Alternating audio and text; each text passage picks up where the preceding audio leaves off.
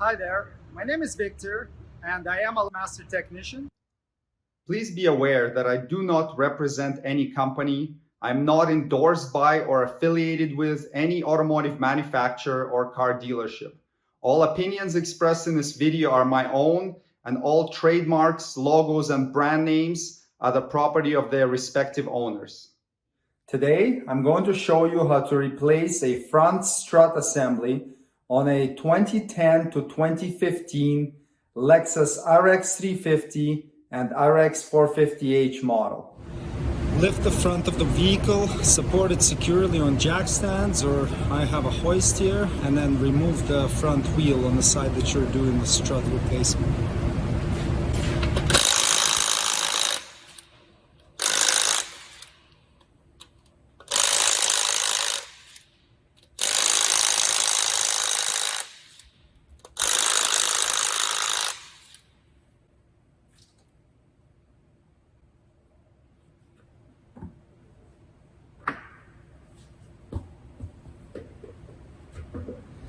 Next step is to remove this sway bar link nut, and this is probably the hardest part of the job because it always gets really corroded, and then the inside here, it's a spot for a 6mm Allen key bit, and it's completely encrusted with dirt and mud and rust. So you have to clean it out really well, because otherwise it's gonna round off when you try to remove this nut. And then you'll have to resort to using vice grips and possibly a torch. Now, a lot of guys I see, they just go and they stick a vice grip on the back here, and then they heat this nut with a torch until it's red hot, and then they rip it off. I don't like doing that because more often than not, this boot here gets damaged. And then the grease inside boils and leaks out, or the boot gets cut when it starts spinning. And what happens then, the vehicle comes back 6 months later and it has a knock, and it's because the ball joint inside here will get water in it and it will get completely destroyed. So what I do is I just clean it off real good with a wire brush, and then I kind of have a little trick that I use. So I'll use a die from a tap and die set to clean these threads up. The size is M12 by 1.25, and it works quite well actually. So we'll clean it up, then put some penetrating oil or grease on it, and then I'm gonna use that die to clean the threads out nicely. Okay, so I'm gonna get some penetrating fluid on there first. Let it soak in a little bit, and then some grease, some spray grease, just to help the dye work its way on there. So M12 by 125. Very often it's hard to start it on there because the threads are so crusty.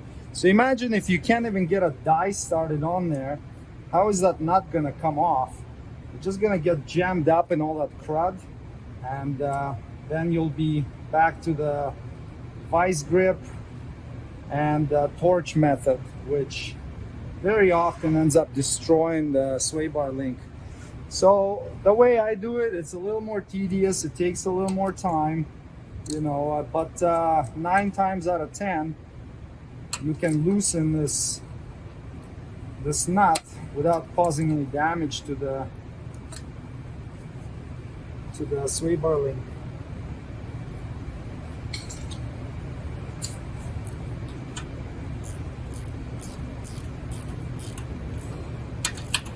Okay, it's going on, so we'll just work it back and forth until the die bottoms out.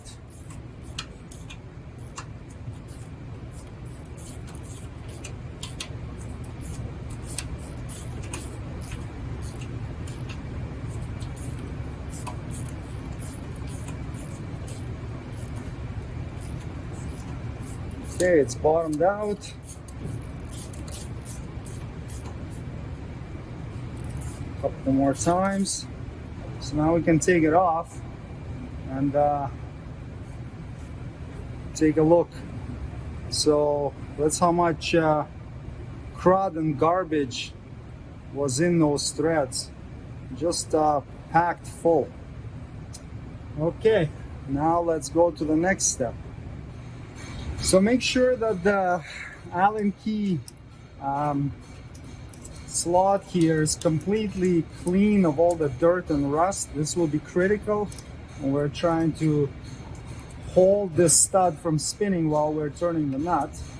Spray a little more penetrating fluid on the threads and give it a little bit more grease. And now we're going to use a 17mm socket and just crack the nut loose. So as you can see, it just spins now because the ball joint inside there can't hold it, but it's loose. Now we're going to take our 6mm Allen key and see it's not even fitting in there. So we have to work it in a bit until it starts. And I usually end up having to pound it in with a hammer, which is a good idea to do anyways. That will make sure it's completely bottomed out.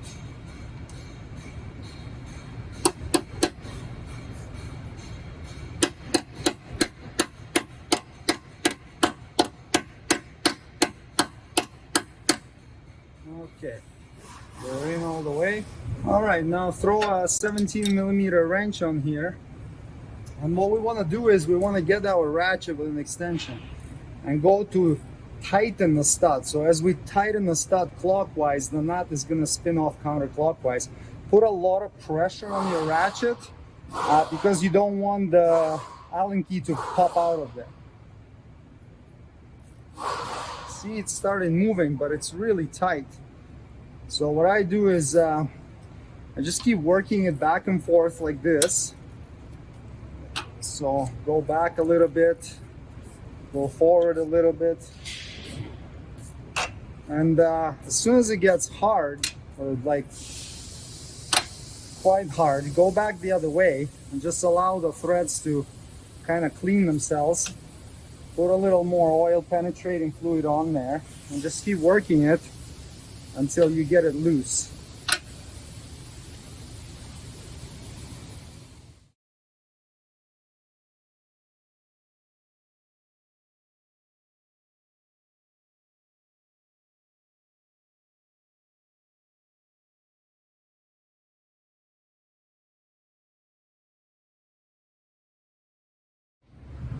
Okay, so it took a few minutes, but in the end we got it.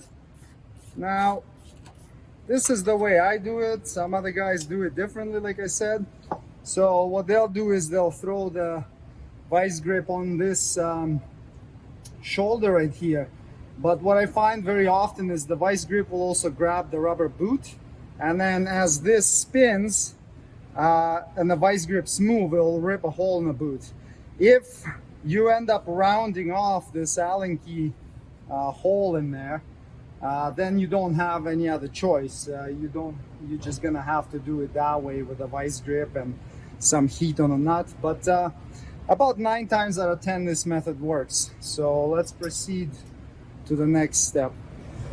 All right, so the next thing we're gonna do is remove this bracket here that holds the vehicle speed sensor and brake fluid hose. 12mm bolt.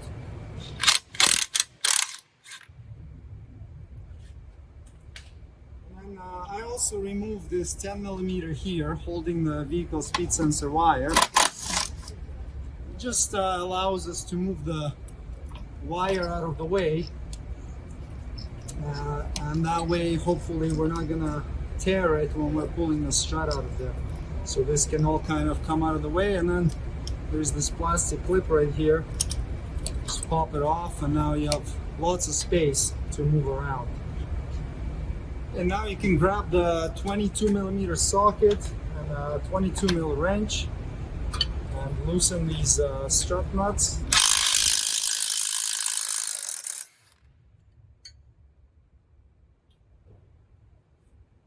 That's one.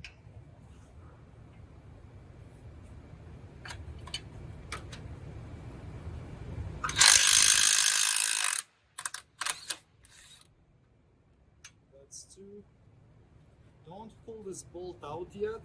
We want to secure the hub and the rotor from moving out too far. If it moves out, you can pull this CV joint apart actually, and that's happened to me a couple of times, and then it's very, very hard to put it back in.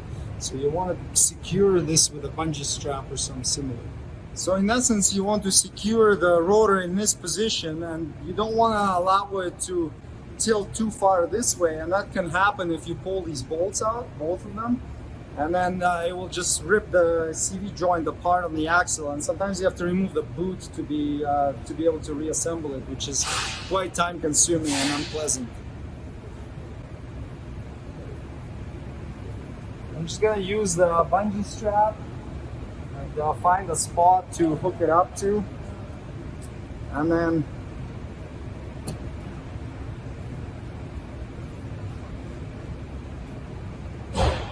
tighten it as much as it will go.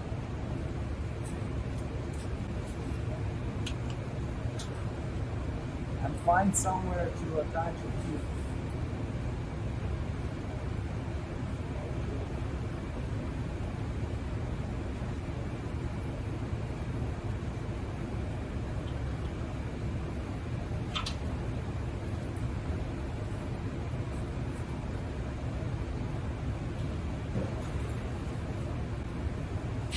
Okay, so this should hold the rotor in a proper position. Now we can remove the last bolt, and you can push the strut in. There you go. So now it's disconnected from the hub, from the knuckle, and now we're gonna lower the car and loosen it from the top. So using a small flat blade screwdriver or a pry tool, remove this cover right here. So that covers the access to the top mount of the strut, the nuts that hold it. You can see one right here, and there are two more inside there, so there are three of them total. So there are the three nuts that you're gonna need to loosen. There's this guy, this one, and this one. You'll notice when you remove them, these ones are a little bit thinner nuts because they have support right here, part of the cowl, and then this nut is thicker, so you want to reinstall them back in the original location. Use a 14mm socket, loosen two of the nuts and remove them, and leave the third one in there for the time being.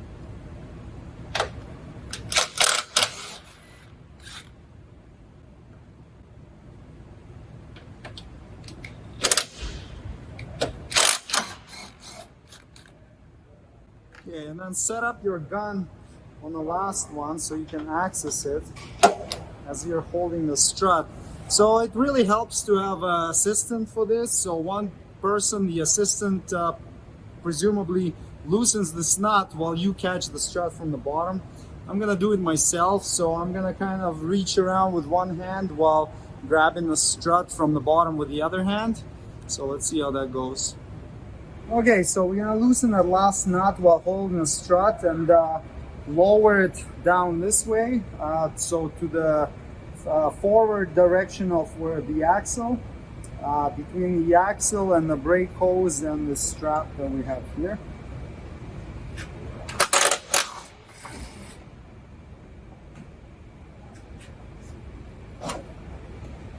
Lower down, then you can tilt the top of it out of the vehicle and remove it completely.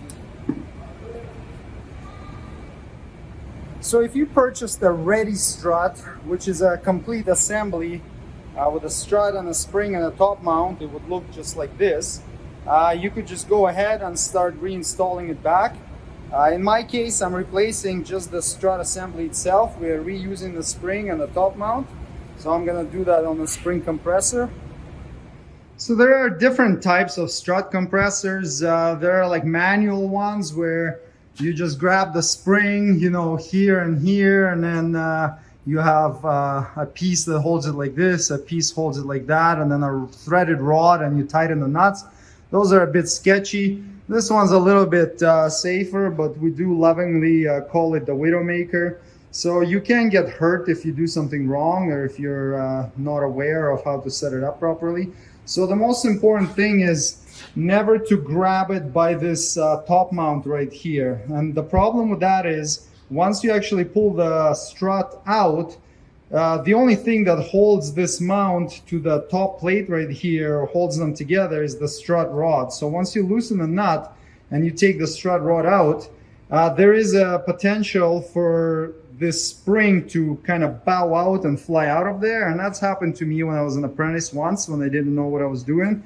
And it was very scary. I had to change my pants after. So just set it up so it sits nice and level. Make sure all the arms on all three sides are engaged fairly evenly. And then the top, you're holding it by this plate. And then we can go ahead and compress it. So we're going to compress this spring.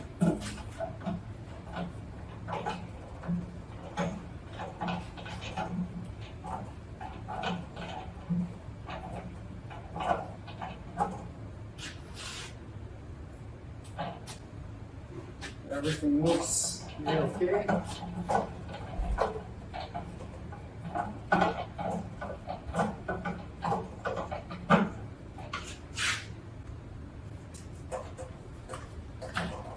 All right, so looks like it's compressed far enough.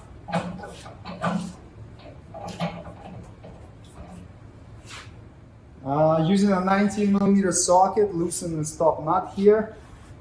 Never do that unless the spring is compressed and restrained somehow, which it is right now.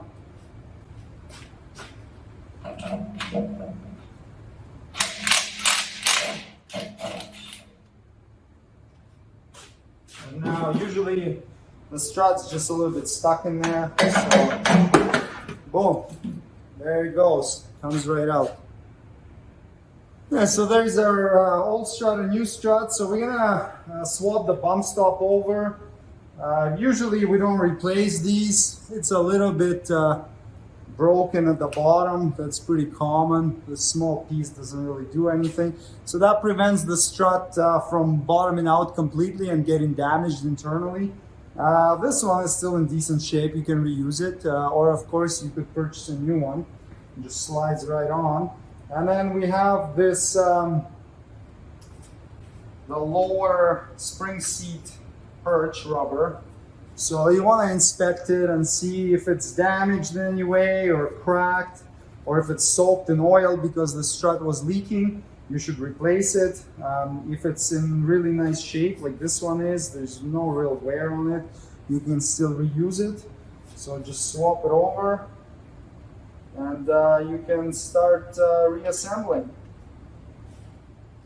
So when you're reinstalling it, know that there is a flat on one side of this strut rod.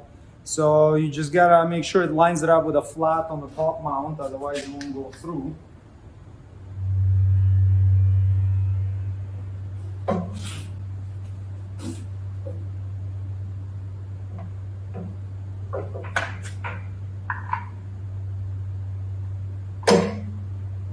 There we go. They usually come with a new nut. So thread the nut on. Roughly line it up where it's supposed to go.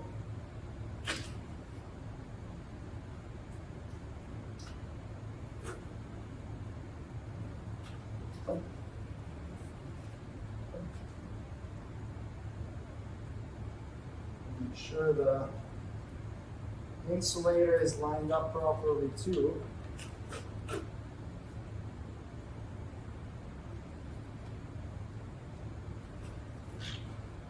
Okay, tighten the top nut to 52 foot-pounds. You can do the final torquing in the car because right now it will be hard to tighten it, so just snug it up with a gun.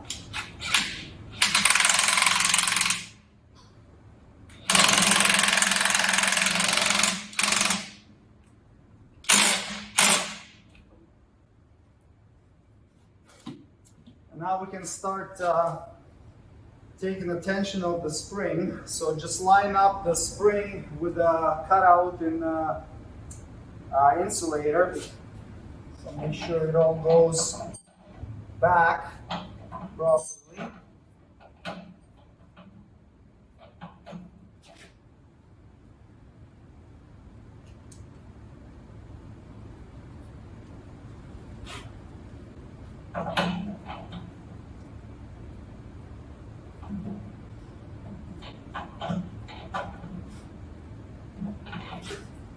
And as you're loosening the spring, make sure the top mount is sitting down on the bearing nicely too. It's not sideways, it's sitting on the edge of it.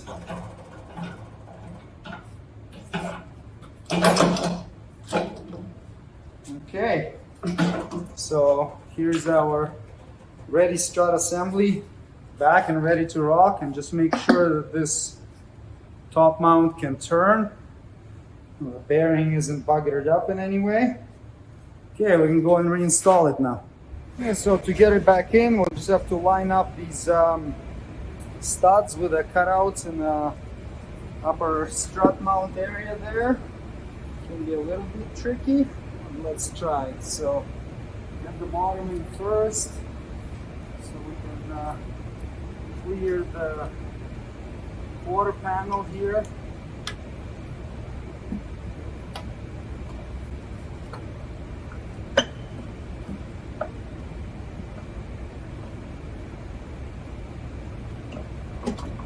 Okay, now we gotta put a knot or two on top.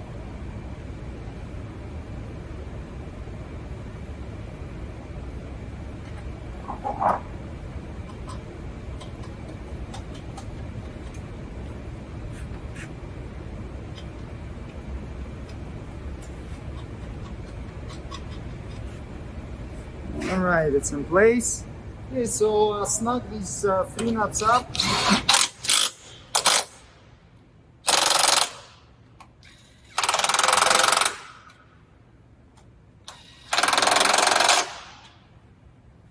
You can do a final tightening to 63 foot-pounds.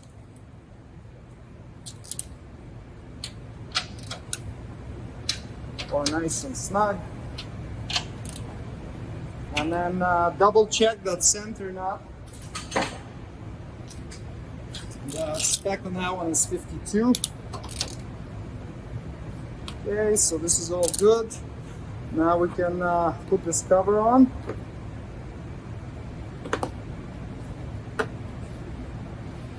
Okay, and close the hood. Now we gotta get this part of the spindle into the cutout on the strut.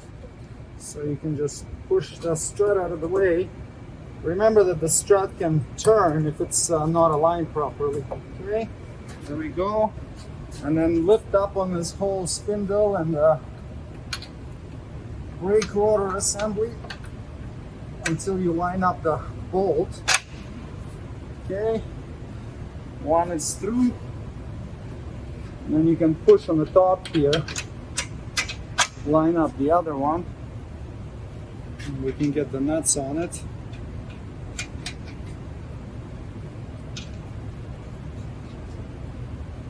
And tighten those to 214 foot-pounds, or really quite tight.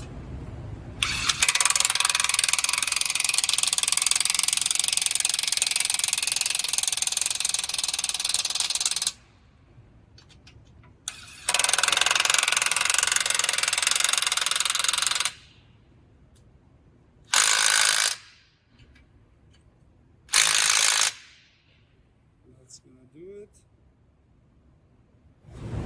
I always like to put some anti-seize on it so that the nut spins on easy and we don't have to muck around with the Allen key quite often. Now that we've cleaned up the threads, it will just go on with a gun without having to hold it.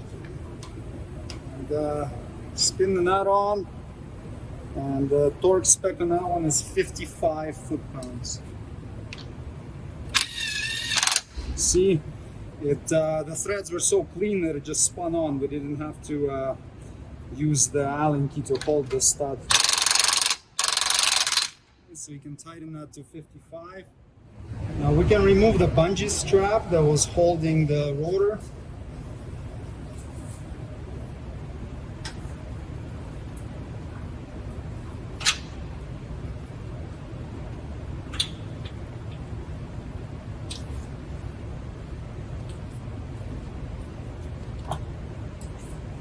Okay, and at this point, we can reinstall the two small bolts, the 12mm head one holding the brake hose. I always like to put some anti-seize on them. So the wire goes first, so insert this little nub on it into the hole on the strut. Like that. And then the brake hose goes over it.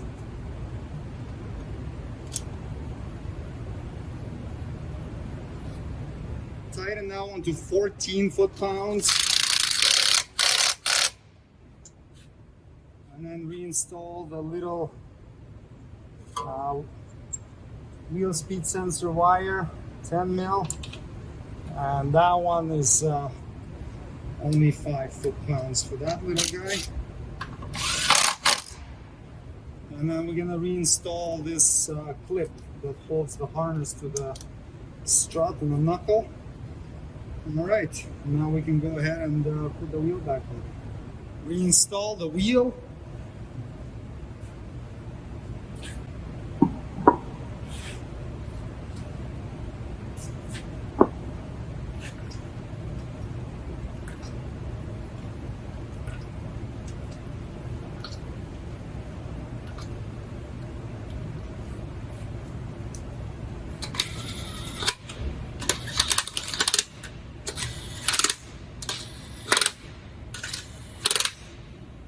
And torque to 76 foot-pounds.